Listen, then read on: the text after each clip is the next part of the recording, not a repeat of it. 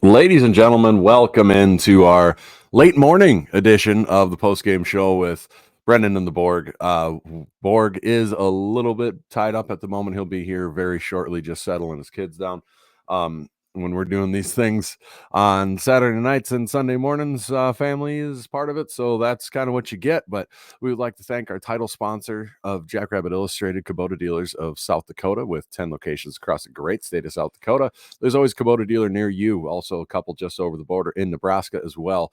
Kubota Dealers of South Dakota. They've got all your equipment you might need for your acreage, your farm, your house, your homestead, anything in between. They've got skid steers, loaders, tractors, the whole works. Kubota Dealers South Dakota. Get yourself into some orange equipment today. Good morning, everybody. What a morning, huh? It would have been fun to go live late last night, but family things get in the way sometimes and make it difficult. So we're going live this morning instead. Thank you for all joining us. Morning, Garrett. We had a hell of a game last night. My God, that was a lot of fun. That was a really, really fun game. And I see some people occasionally in some places complaining the offense didn't look great, yada, yada, yada. I don't care. I mean, this team showed some serious, serious guts.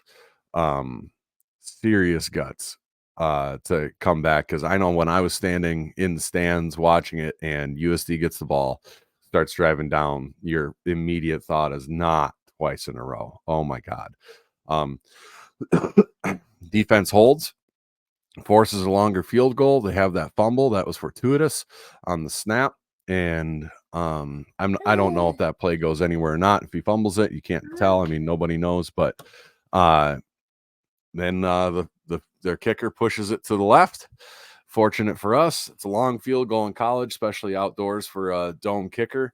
So that's probably the best situation there that you can ask for realistically, besides recovering that fumble, which DePriest almost did. And you get to force it to go to overtime, baby. And what a way to end it. I think Matt Zimmer said that's the first overtime game between these two teams. I don't know if he meant just in Division One or if that was total overall, which would be insane if it's overall.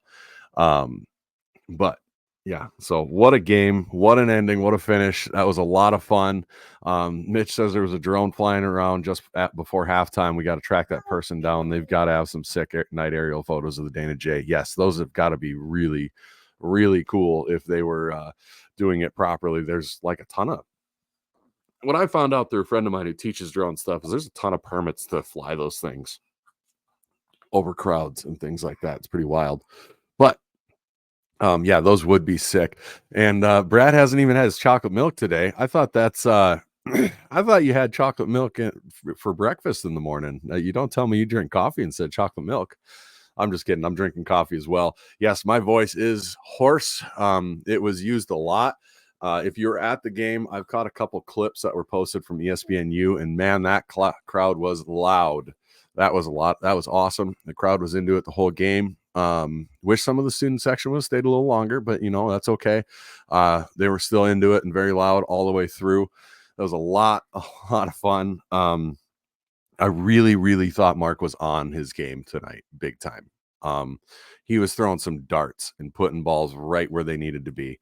Some critical drops. I think both teams can say that they had pretty critical drops. I don't know. Parlay is asking, do I think the Jacks kicked the field goal in OT if the Yotes don't call the timeout before the Jacks got the fourth and short? It looked like they were going to. They were sending Hunter out. And then Jimmy got some time to think about it, and I'm betting that the offense said, "Coach, we can get this. Let us do it." And honestly, that was a really, really gutsy call to do that after you've already been stopped on 4th and inches once. Yeah, Jimmy said so. Garrett says so. I guess I didn't catch the coaches as much of the post game as I normally do. With Tyler Merriam just having to change the baby at the family bathrooms, and there's groups of people in there without babies and kids who need to be in there and all that. So you end up waiting a little longer to get in there. So I didn't quite catch as much as I normally would on the post game show. with or post game comments with Tyler Merriam, Jimmy, but man, that was a super gutsy call in my opinion. That was a crazy gutsy call. They've already stuffed you on those short yardage plays. You weren't getting huge push from the O-line. Really had to fight for it, but that's a great team. I want everybody to recognize that is a top 4 team that we just played, and we back-to-back games against top 4 teams. That was, I mean, 2 grind them out, knock them out games, and you got to appreciate these games. You're not always going to just walk over every team that you play. You know, you're not going to be the number 1 team by head and shoulders every year. All this means, this game doesn't mean that the Jacks aren't a national title contender. This means absolutely that they're a national title contender. I mean, that's a no doubt. Does this game get flipped if it's in Vermillion? Probably, yeah, but it wasn't. It was in Brookings, and that's what you do. You protect home, you know, keep the streak alive. 24 years since USD's been able to win at home or in Brookings. So you keep that streak alive. That's a big deal. You can tell it meant a lot to the players, I think. And yeah, so anyways, the man, the myth, the legend is with us. Mr. Borg has joined us. Saw him down on the sidelines, so he got a real close view. Zach, what was it like? How loud was it down on the field? Oh, it was pretty loud. First of all, apologies if my connection gets a little rough. I might switch over to my mobile because home internet's been a little weird of late. So, and apologies for getting on a little late. Like you last week, I've got life this week as well. So we've all got life. So it was pretty loud downstairs, down low. Great atmosphere again. Just terrific. Like I say, a little disappointed so many students left in the second half, guys. That was still a pretty good game. You missed a pretty good finish. I don't know if they were just used to the last couple of years expecting that maybe the game was going to get out of hand, but I do think maybe they were missed a little bit, especially as USD was driving a couple times. But phenomenal atmosphere. I think the crowd does make a difference, but I think it's one of those things I say. I know I don't want to do that because I know we all have if these teams ever do move on to another level, I hope they all can be together because I would hate to see these rivalries go away, man. SDSU, NDSU, USD, SDSU. I mean, I know it happened once before, and every school's got to do what they got to do.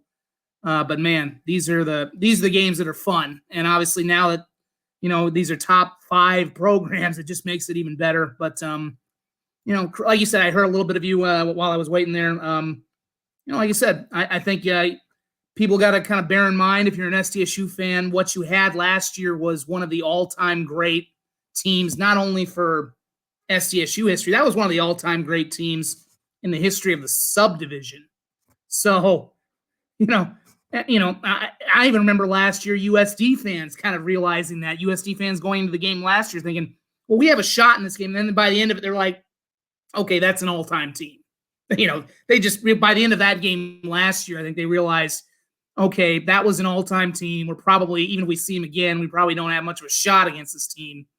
But then you realize, and NDSU fans, similarly a year ago, kind of realized the same thing. NDSU media. And this is a different team. And it's not to say the Jacks won't eventually build that kind of a team again. We've seen this with NDSU as well. The Bison will have a string where they'll have every 4 or 5 years, they'll build up one of those super teams. But in between, you're going to be a little more of an average. An average is not a bad team either. But you're not going to be the super team every single year. And, of course, last year you had a bit of a nuclear absurdity, which was so many 6-year seniors. But I think SDSU continues to show good resiliency. They still have that championship DNA. Mark Gronowski, I don't know if the numbers reflected it, but I thought that was one of his better games. And, like I said, I know USD doesn't feel very good about it. I know this is primarily the SDSU site, but I think I know they didn't go for a moral victory, but I think they proved themselves to a lot of people last night, at least. some curious play calling on both sides offensively that I think both fans have a right to be a little questioning. But I think USD at least proved themselves for now as a team that legitimately is in the mix as both a top 5 team and somebody who's going to be an impact. This is not last year. They are clearly a team. Obviously, that game at the end of the season with North Dakota State is going to weigh very heavily on things because, and let's not forget too, the Jacks still have a very tough game with Missouri State. UND, we don't know where they're going to be at after what happened yesterday with Youngstown, but that's never an easy game at the Alaris Center.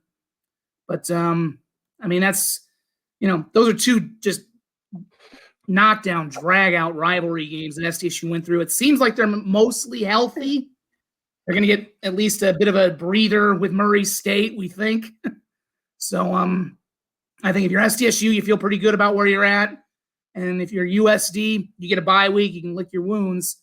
But there's no reason you can't feel like you can go beat. No reason I don't think you feel like you can't compete with anybody right now. So just a great classic game. And we were we were chatting privately a little bit last night. I don't think maybe this isn't quite the answer for SDSU fans to the miracle of 3 years ago, but I think it is at least your most memorable finish probably in the series.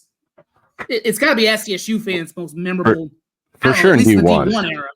Yeah, at least D1. I mean, I remember there was that 2015, I think it was, when Farina returned the interception. They rallied from 10 down, but these two teams, as I look back, like I said, the 2021 game that had the finish, but these two teams are just so much better than they were 3 years ago. SDSU was good, but they hadn't quite hit that level yet. They were still letting a lot of games slip, and USD was just not. Obviously, they were still well ways. They were fringe playoff team, and they really slipped off the following year. They had a lot of off the field stuff, but the quality that you saw last night, I think, elevated that game to a different level. And it was just a slobber knocker, man. And that was fun. That was good old fashioned football. Well, even if you didn't like the play calling at times, that was just good Midwest brawl football. Well, yeah, I mean, this game in this year's edition of USD is the first edition that I think confidently I would look at and go, yeah, they are that top tier team. Where you say that, yes, they are a top tier challenger. And I'm impressed. I did not think they were going to be that coming into this year. I thought they would take a step back after losing as much as they did on defense. I wasn't a huge believer in the offense. But that's what they need to do if they want this rivalry to get bigger than what it is, or to grow what the marker is. You've got to be at that level all the time. So that's the challenge. But absolutely, when it comes to this game in this year, they are a very, very good team. I see Ron chirping for Montana State in the chat. We'll see, buddy. I don't know, man. All these other teams, NDSU, USD, that when they came and faced the Jacks, they had gobs and gobs of passing yards and gobs of offense. We're averaging almost 40 yards a game. But this defense, man, they are locked down. They do a phenomenal job of, and it drives people nuts. They do give up the underneath routes, but they are, every defense gives up something that gets drawn up. There's a weakness to it somewhere. There's a weakness to every defense, and the Jacks have decided that they're going to allow that underneath stuff to be their weakness. And they're betting that against this defense, you're not going to be able to consistently drive the field and score touchdowns. And that is, in college football, a great strategy. It works perfect. And guess what? You held an offense that was averaging like 400 yards a game to 275. They were the number one yards offense, number one scoring offense. You held their offense to 7 points.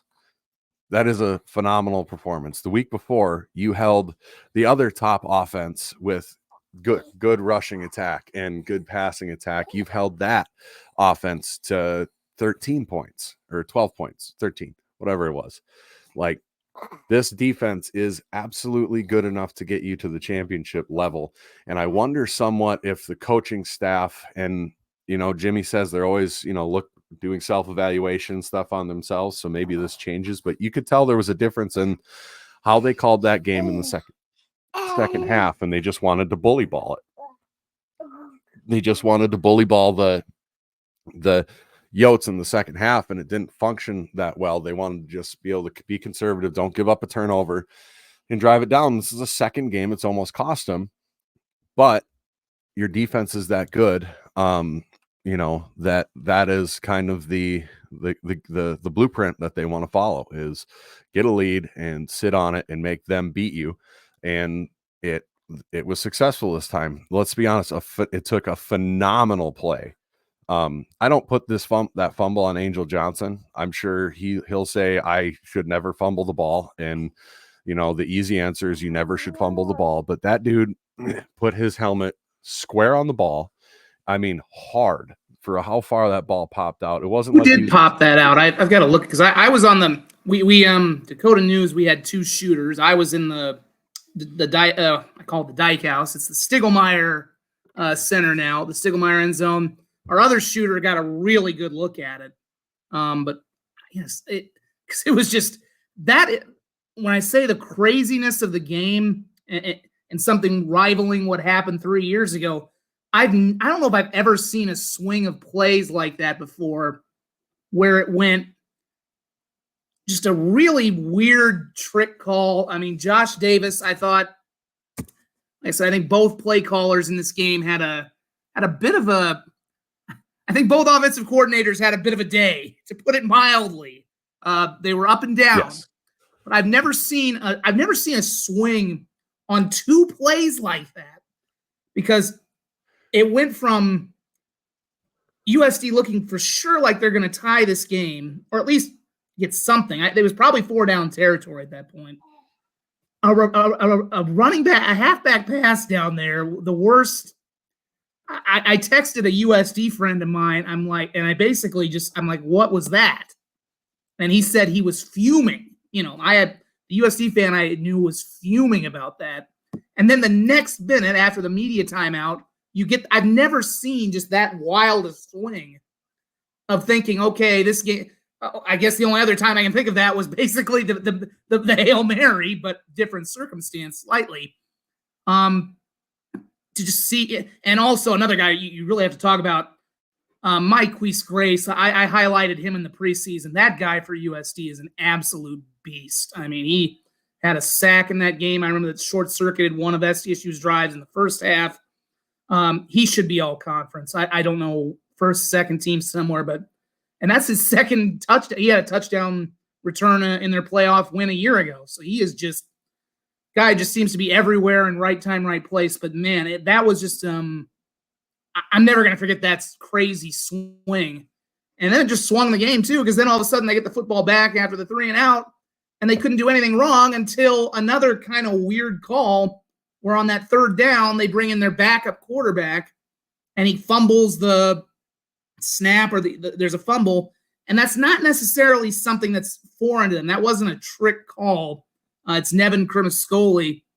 I was talking with some other people too. It's like they do bring. It's not quite as prevalent as what we see with Chase Mason, but they do bring him in. He's their backup. He's more the runner, obviously. Bauman's not the runner, we know.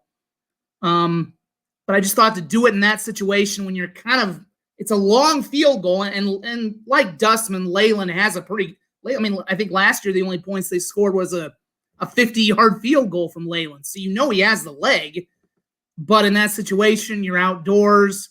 There's a bit of a wind. It's a pressure kick.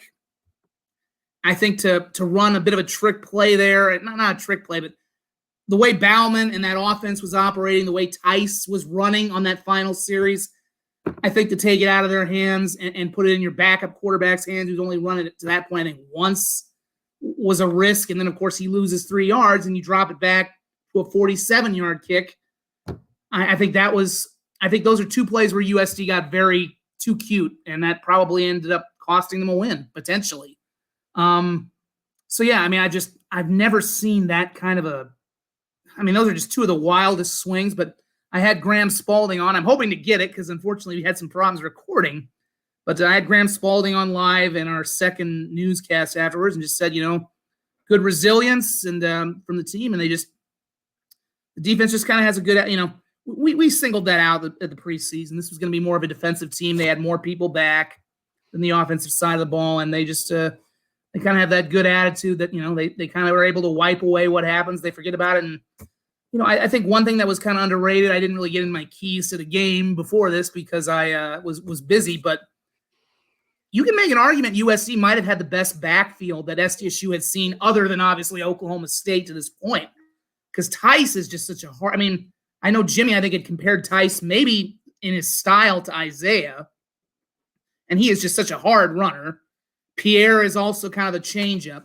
I mean, NDSU's got a good backfield, but they don't have the established – I mean, Marty Brown and Capinu really haven't established themselves yet. I think they're going to get there. I think Marty Brown's going to be a very good back and eventually that feature guy at NDSU. But, I mean, you can make an argument that right now, other than Gordon, Pierre, and Tice were the best running back combination that SDSU were going to face to this point. They basically shut them down for the whole game. So, you're not going to run on that defense. That's part of where I think I was kind of curious about some of the play calling for USD was I thought that first drive, I thought both teams' first drive was a master class because I thought USD came out, they were getting the ball quick out of Bauman's hands. I don't think he took a sack. I mean, credit him. We talk about how Bauman's never mobile. Get sacked. Yeah, but he got the ball out quick, and anytime he was in trouble, he chucked it away, threw it away. I mean, frankly, he should have had probably two. He should have had the Quarren Adams, who's been terrific for them this year, the Iowa State transfer, should have had 2 catches. He should have had probably the one down in the first half that got reviewed and that got overturned. He should have probably caught that ball. Now, I know I had USC fans telling me that should have been a catch anyway. I didn't think it was. I thought it did look like it hit the turf, but he should have probably caught that. And then, of course, he threw he had another ball that was dropped in the end zone, and then that miraculous one to the former Jackrabbit Coons. I mean, Bauman, I think there were some times he maybe let a guy too much, but, I think both quarterbacks were kind of hurt by their drops. I'll put it like that. They could have had even better days, quite frankly, than what they had. But, I think, like I said, USC came out, getting the ball out of Bauman's hands quick hitters. They were trying to get to the outside, weren't trying to run to the middle, which was obviously if you run inside on SDSU, you're not going to get anything. And I think it played very well. And then SDSU's opening drive, they're really pushing the ball down the field, a quarterback run game with Gronowski. And then largely after that drive, we didn't see any of that again for a lot of the game until toward the end. So it was very, some of it was very curious. Like I said, there was some, is that in the hesitant to plunge? What'll stick in my mind? It was good and bad. Right. Yeah. Both teams had good and bad. I think both teams will look back. And that's what happens in a close game like this between two good teams is you're going to have people looking back, and same thing as a marker game. You're going to be looking back going, God, we could have done this. We could have done this. We could have done this. Now I will say the thing that'll stick in my mind in a Vermiracle-esque way is Kevin Brenner's block on the overtime touchdown for Amar. I mean, oh man, did he blast through that line. And then Amar did as well.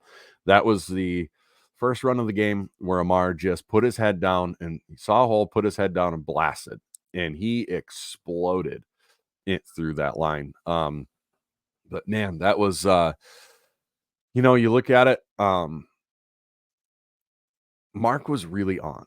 He was really on that game. I mean, he made some beautiful throws, putting them right where they need to be, even on some that got dropped. Yep. I think right now you can pretty easily say SDSU's receivers very much struggle with the contested catch.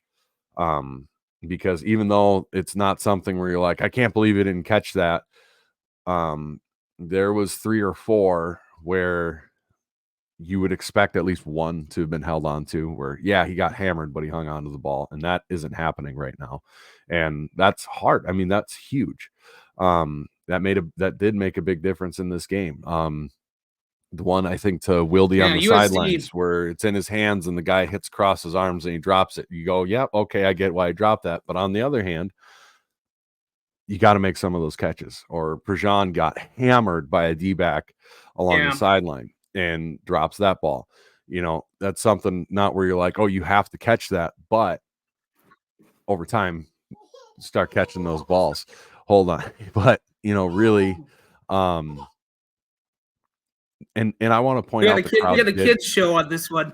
Yeah, it's daddy daycare show. But if you look at the other one, the crowd did have an impact at key moments where you had the illegal shift where, I mean, if you're not hearing the snap count and then you don't quite get set right and bang, now it's an illegal shift. Couple of key offsides penalties that called plays back or from the offense jumping and everything. You can't tell me the crowd noise didn't have an effect on that. So I want to tip my hat a little bit to the crowd that was at that game for that. Now I'm going to take care of Fussy. Yeah, I want to tip my hat to the crowd in this regard too. I know there weren't I can't speak for everybody. I hope there weren't too many idiots out there. I'm sure there might have been a few, but as I said, I was kind of right under the Stiglmeyer, the locker room complex, and right after that game ended, like I said, there might have been some bad sports, but I noticed pretty quickly after the game ended, it seems like the two teams came together to shake hands pretty quick. That's almost as quickly as I've ever seen it, because I think they both kind of recognized, okay, that was a pretty great battle, that we just fought against each other. So I was kind of impressed, because I thought maybe SDSU would spend more time celebrating, or USC might spend more time just kind of being a little devastated. And they came together pretty quickly and kind of shook hands and I was impressed by that. And to the fans' credit, the fans I heard above me, they were yelling "Good game, Yotes." I was pretty impressed by that. Like I said, can't guarantee that was everybody. I'm sure there was some people out there who were yelling "F you," that's everybody. But I was some really good sportsmanship after what was obviously for the other side was a very obviously what happened for you guys a few years ago. If you're an SDSU fan, as bad as that was, just I thought some very good sportsmanship at the end of that. Because that's as real and raw as a moment as it gets.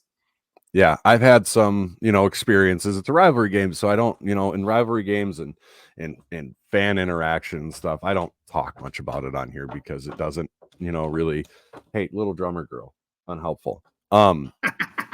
But I'm just chilling eating goldfish right now. So. Yeah, maybe I got to get the goldfish out. But there's been multiple occasions where I just walk in the Dana and I'm greeted with an FU and a middle finger from someone in red. And, that it is what it is. It's a rivalry game, whatever. Like, you're not hurting my feelings. But there was a lot more mutual respect this time around that I noticed just in interactions that we had with their fans and everything. It was a very different vibe, which was interesting. I kind of expected it to be more heated, especially after a full day to have libations in the tailgate lots and everything. So point. You're right. It was pretty good. It was pretty. Yeah, and I think they had a better turn. I think they had a better turnout of fans there too. I mean, obviously it's tougher to get tickets now for SDSU, but good showing. They made noise toward the end. Like I said, I just as you said, I think there's no doubt that NDSU has become the primary rival. That just happened kind of organically. All the schools. It's the same way up north. Obviously, used to be the other way around. Used to be UND, NDSU, SDSU, USD. They separated, and what made SDSU, NDSU the thing, as much as just the fact they had to pair together, was they both became elite programs. It started becoming a top 25 matchup. The games were close. And then all of a sudden it started becoming a top 10, top 5 matchup. And, rivalries are great, but when they matter and when they're nationally relevant, they take on a whole new, and when you have games like that, or, it just takes a whole new meaning. So, if we get another decade of games like that, I'm not saying it'll supplant NDSU. I mean, I do wish they would bring back the trophy they used to have. I've heard rumors that Stig had it somewhere and wanted to bring it back. Well, yeah, Stig wanted to bring it.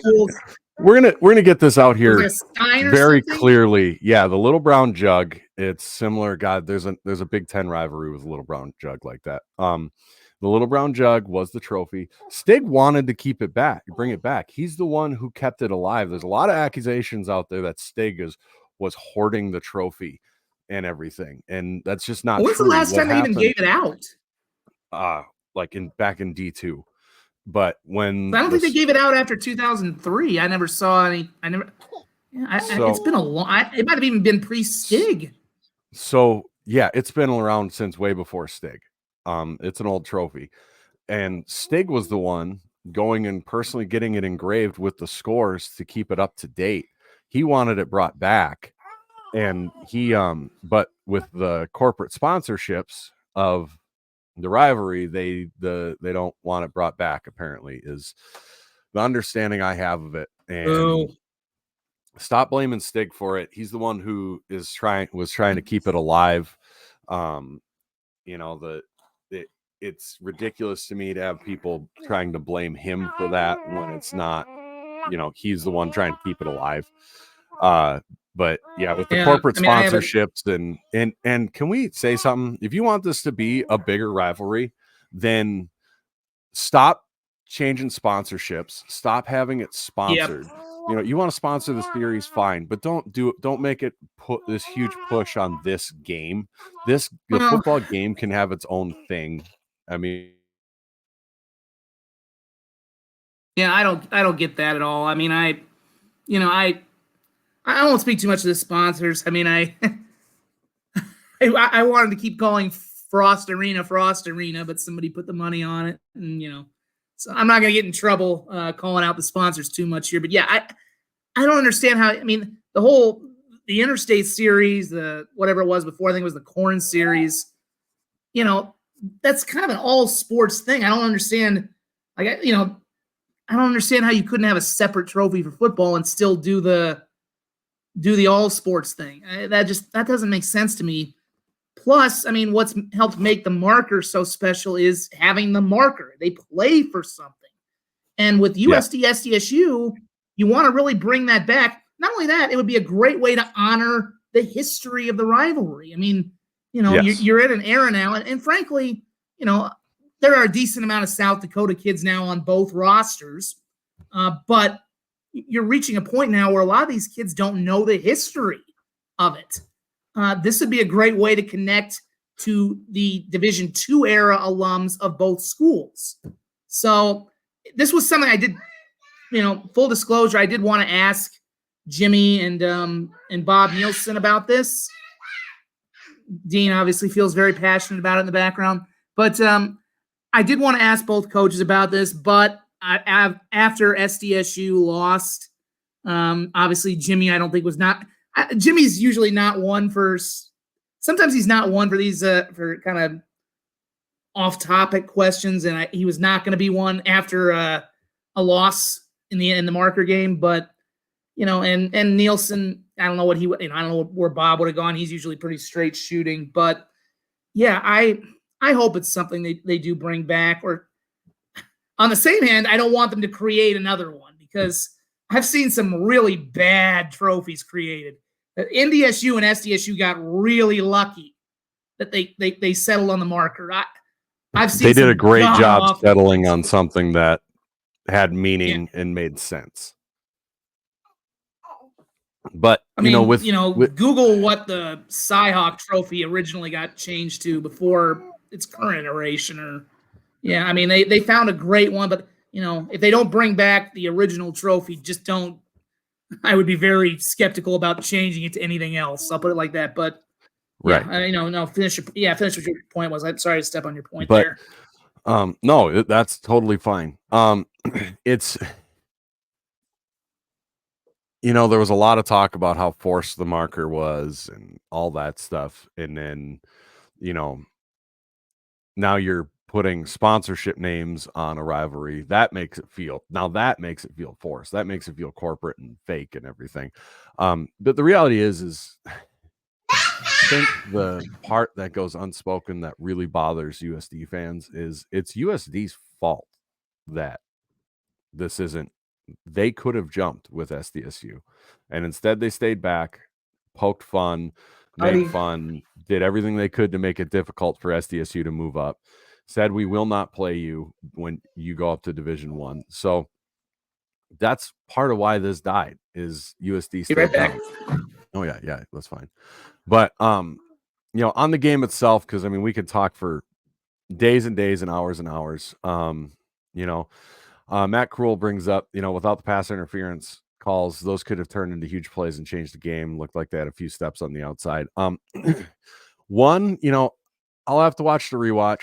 At least from the replay we watched, the one on Dallas, I think it was on Dallas Beanham, that PI, it looked like the receiver fell down and then pulled Dallas down with him in the replay. It did not look like Dallas did any sort of push. Now, the one up the seam, when it was a cover 0 blitz and we're behind him and trip and then grab him, that was absolutely pass interference. That was egregious. I'm not sure about the one on Dallas. The reality is, though, I say this all the time, it doesn't matter what the officials call, you've got to play and overcome it. That's just the reality of it, because guess what? Even if I believe in my soul that was not a pass interference, it doesn't matter. You know why? It's still pass interference because they called it. That is what it is. You can say what you want about it, but that is what it is. These refs weren't they let a lot of things go. They absolutely let a lot of things go. There was a lot of things both teams got away with.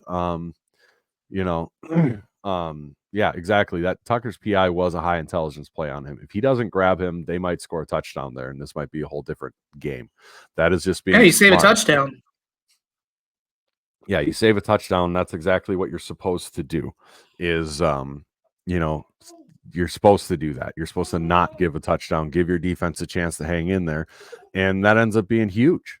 I think that was the drive where they get the pick on the trick play. And that was the drive where they missed the field goal. If he doesn't do that and they score a touchdown, who knows what happens there. So I'm gonna let you talk here. And I got my son too wanting me to turn the mat on. I had somebody bring that up to me about the Beanham thing. I didn't see the replay. I only have one view, and I don't think they showed they didn't show a replay that I remember on the big screen, but the officiating crew, you alluded to it. They had an interesting night. They let some stuff go. I thought there were some interesting calls on both sides. That's kind of that's officiating now anymore. I mean, they're, it's you kind of hope they're seen but not heard. Unfortunately, that tends not to be the case anymore. But I thought that kind of evened out for the most part in the game. But yeah, I think they're, and big return. I don't know if we mentioned this already. Tucker Large being back, pun intended, very large to have him back in the lineup for this team. Already making some huge plays. And I still don't know that he's 100%, but he's only going to make them better. Man, I mean, that, what a difference he might have made the week before. If he played it, just the plays he made last night, what a difference they might have made a week ago on NDSU's final drive. You never know. I'm not calling out the guys who were there. I'm not calling out the guys who were replacing him, but it's just like Jimmy said, that high IQ, you can't replace that. He's just a different breed. Man, and I got to say this too. I mean, like I said, we've been critical of the offenses and some of the drops, but how good were those two secondaries? Yeah, you're good. How good were the two secondaries we saw last night? Dennis Shorter was just he was there. I saw I think Matt Zimmer had the comment. He came to play. I mean, those teams just absolutely spiked each other. Got my son playing with the Paw Patrol here, so hope you enjoy that. Just two very hard hitting teams. Both those teams are going to be in the ice bath. I have a feeling today. Say hi, buddy. Yeah. He wants to say hi. Yeah, I think the penalty things. Trying to think some more issues there, but I think pass rush wise, I think SDSU did fine. I think the rush was there for SDSU. I think you just got to credit Bauman. He got rid of the ball a couple times. Well, maybe not the best game for the 605 Hogs. It was in places, and it wasn't. Again, I think this is where you have to credit USD. They're a top 5 team too. In some ways, I think they got more pressure on SDSU than NDSU did, but same time, yeah, Brendan, I don't know if you caught that, but on the Hogs, I think one thing. I was gonna say, I think their pass blocking, particularly in the first half, was phenomenal. I mean, Mark had all day to throw, especially in the first half. USC started to get home a little more, but it's not like he didn't have time to sit back there, So I was saying, played okay. The secondaries for both teams were really good. I mean, I can't emphasize that enough. I mean, between Tucker, Dennis Shorter, and which is amazing to me because there were some really good guys. I mean, Miles Harden's in the NFL right now, and USD didn't take that much of a dip losing a guy to the NFL. So those two units both hit. But yeah, I thought, like I said, there's a line between, okay, how much credit do you give the other team and how much how much do you maybe look inward at SDSU, and I don't know where that goes. Yeah, well, we knew USD had a very good defense going into this, right? I mean, USD coming in was tops in defensive statistics all across the board. They had extremely good run defense. You still put up 166 yards on them. Granted, that was on 44 attempts, and you averaged just under 4 yards a carry. Was the offensive line all-star and just absolutely dominating? No, but you're playing a very good opponent, and they got it done when it mattered, got it done on the goal line, got it done on the 4th and short and overtime. This offense is not built to, take a penalty and sustain a drive. That's still true. Although it was, they did overcome some 3rd and longs with the way Mark was playing and the pass protection he was getting. I think USD changed a couple things up in the second half that allowed him to get more pressure, but pass blocking wise, I thought they were pretty good without having rewatched it. I wish I could add a rewatch, but just from my instant reaction watching the game, USD's got a very good secondary. They just do. If Griffin Wilde hangs on to the one on the sidelines where, like we talked about earlier, that's not one you are upset or like you have to hang on to the ball. How different is it? How different is it if Graham Goring, catches that little screen on one of those drives that ends up stalling, or how different is it when, there's a bunch of times where there was opportunities that if guys hang on to the ball, even though sometimes it's a scenario where you don't frown on a drop, but man, if you get one of those, what happens? And USD's got plenty of those too. And USD was really throwing the kitchen sink at this game. Josh Davis was throwing the Jason Eck kitchen sink at this game. He threw a lot of different plays we're familiar with. He used plays that SDSU was successful on us. The fake running back pop pass to the tight end down the seam, which is unbelievable that he dropped that. Garrett mentions even under pressure, Mark didn't have happy feet this week. He didn't, man. He stood in there. He stepped up. He made some throws that were really impressive. The one that Wilde made a hell of a catch on. I mean, we've been talking about the catches they didn't make. Griffin Wilde. I think the one at the end of the 3rd quarter. Yeah, that diving catch was a phenomenal catch, but also the throw to get it there. Mark steps up in the pocket.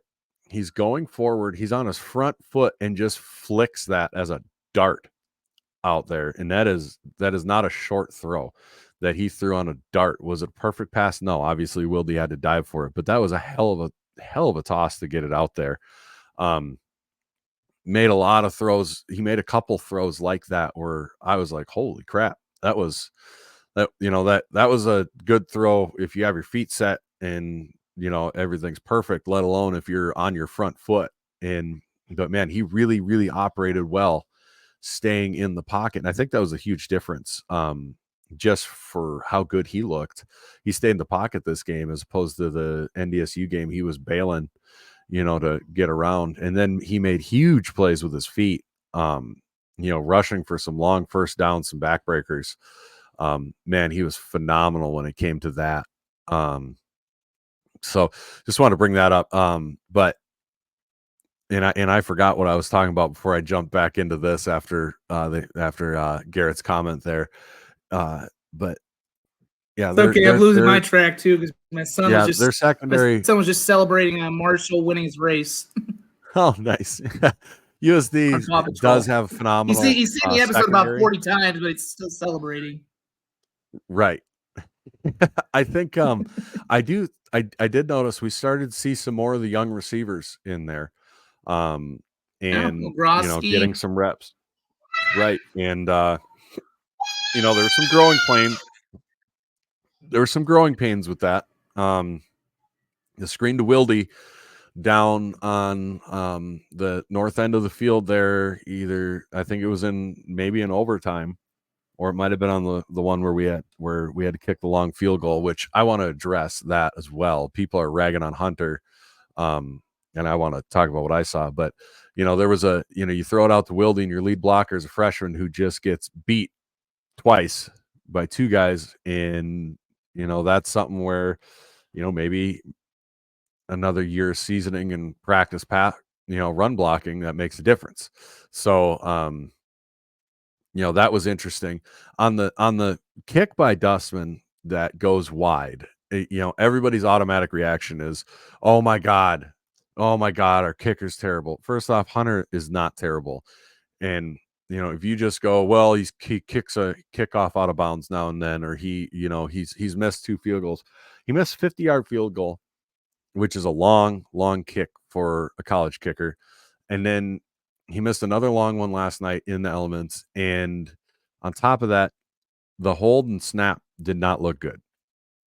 The ball was on the turf for a second. You could see he had to hesitate a little bit from what I saw. Now, maybe in a rewatch, I'm completely wrong, but from what I saw was an imperfect hold and imperfect snap that made him slow. And I was honestly fairly impressed. I didn't think he was going to get it off for a second. So that was that's what I saw on that. And when he kicks him out of bounds, they're asking a lot out of him as a kicker, with the things they make him do, as a kicker on these kickoffs, and they ask him to do, because like the first kickoff out of bounds, they were trying to get that thing to drop and sit in that corner. So the USD returner had to go pick it up off the turf as it sits. And that's tough on a kickoff it's not like his kickoffs when they go out of bounds are just flying out of bounds and are shanked. It's just a little bit of a bounce that's bouncing it out. Just a little bit of a skip. And there's reasons you do those things. You're trying to pin them back even further, or even give yourself an opportunity to jump on the ball where you feel that risk is worth the reward, and sometimes it doesn't work out. On that it didn't work out. And I also think they really didn't want the ball to go. I also think they didn't want the ball to go to Steph Logan's kid. Absolutely. I kind of got that feeling they really did not want him returning that football among all the returners. And I think they, other than that, because obviously that set USC up for really good field position. Yeah, I think that, but the other thing too, guys, I mean, let's also give Dustman his props for his punts, because he really pinned USD back in a couple of terrific. I mean, obviously that final drive where USD nearly won the game started him at the 5. I mean, he was pinning them back, and I mean that was a big factor, I think, for USD. Not just, we talk about how good the defense was. I mean, they were putting them back. they were putting USD on their heels. I mean, you're forcing them back inside the 10. I mean, and he handles both. I mean, it's not an easy thing. I mean, in college, I never feel comfortable with a kicker beyond 40 yards. It's not the NFL. They're not automatic. I've never felt super comfortable with a kicker beyond 40 yards. So, he's hit a lot of big ones, and he has hit a lot of big ones beyond that. I know, what he doinked one from 53 in the Fargo Dome last week. 53 ain't a chip shot anywhere. I don't care if you're indoor, outdoor, whatever. But, his punting was big. It flipped field position several times, really helped set up their second touchdown because obviously they had short field when they scored on that second touchdown. So, he's had, obviously, and I remember I don't know that they've had a kicker who's ever been 100% automatic. Vinatieri, Chase, not Adam. I don't remember Adam's days here, so I'm not Mark Ovenden old. But Chase had some unbelievable. He still holds the record for longest kicks, but he missed some ones that were like you would scratch your head. So college kickers are just never going to be automatic. That's the rule of thumb, and especially when you have one who's dueling as a punter. And the same thing goes for USD's guy. Will Leyland has hit some bombs. He probably feels like he should have hit that one last night. It just is what it is. In a game like that, you're gonna, you never trust the kicker is the bottom line in a game like that. That's why you always want to finish those drives. But I think you really do have to give Dustman some credit for his punting, especially because he much like low key, much like that national title game. Much like the national title game, his punts really put USD in bad position.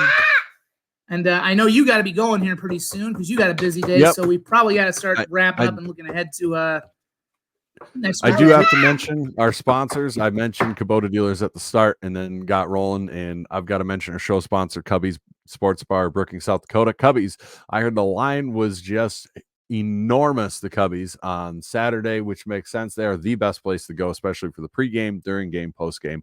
Cubby Sports Bar and Grill is the place to be. Any road games, you can catch all the Jacks action at Cubby Sports Bar and Grill. They've got phenomenal specials every week. They've got something cooked up based off of who we're playing pretty much. It's awesome.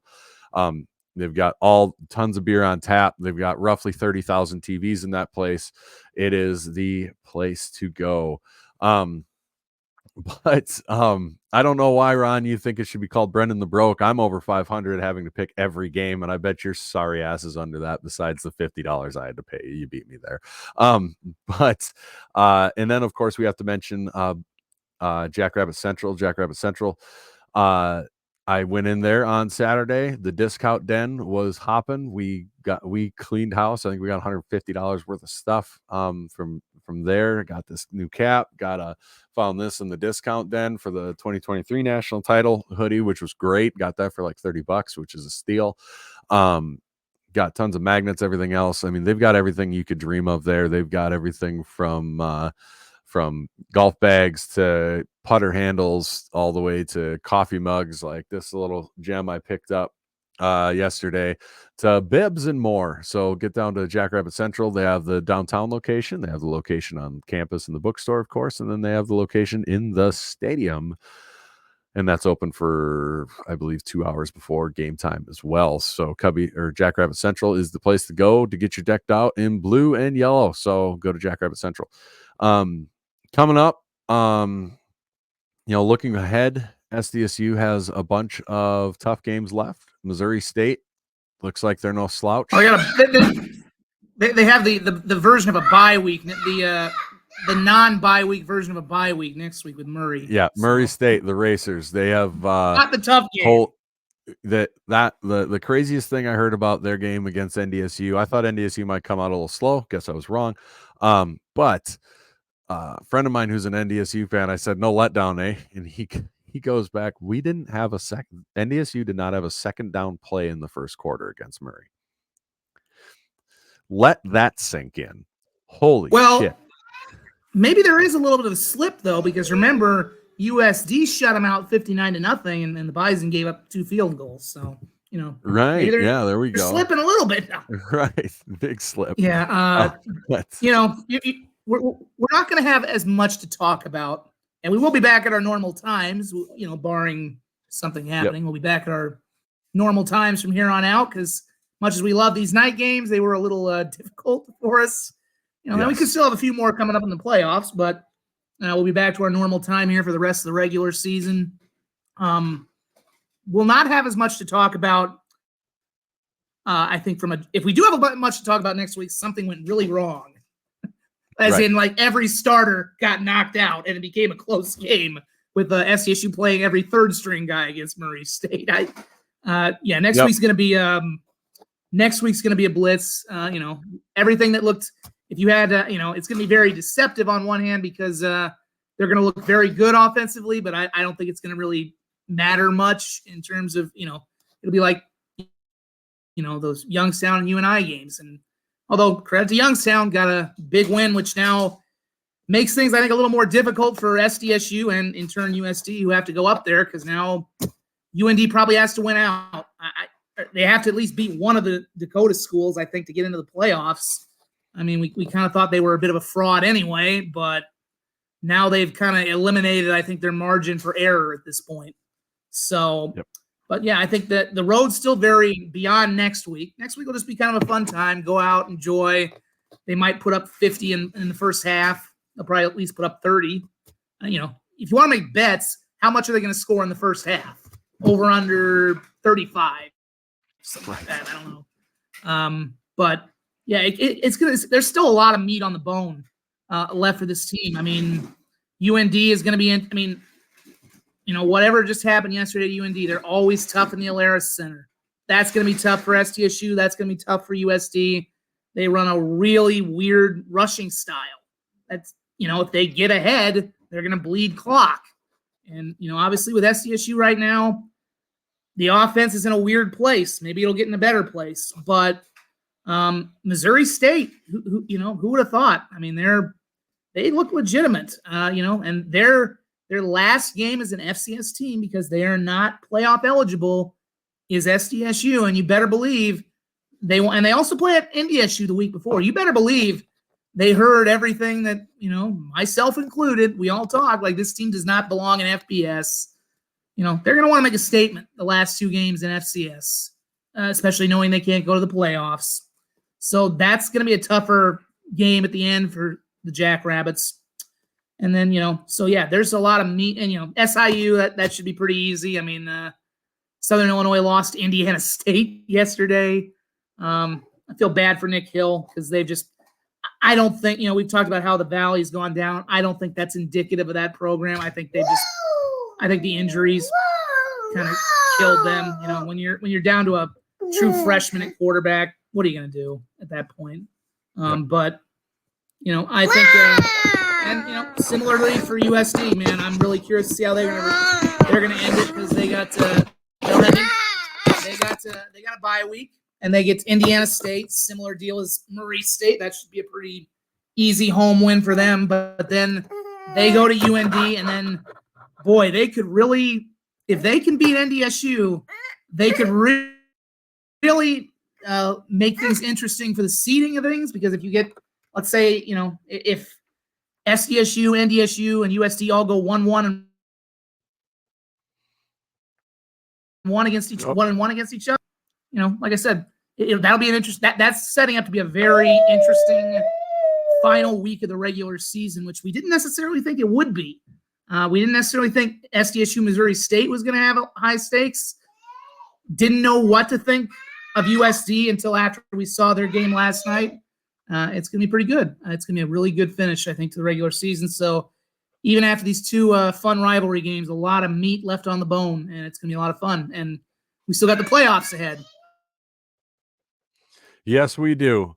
And I got to run. So with that, I think we're going to say see ya. Thank you, everybody, for tuning in on NFL Sunday. Go catch your NFL team, win, lose, or draw. Well, if you're a Vikings fan, I guess you back normal time next week. Wallow. And we will see you and we'll be proper degenerates next week. So thanks everybody for joining us. We will catch you later.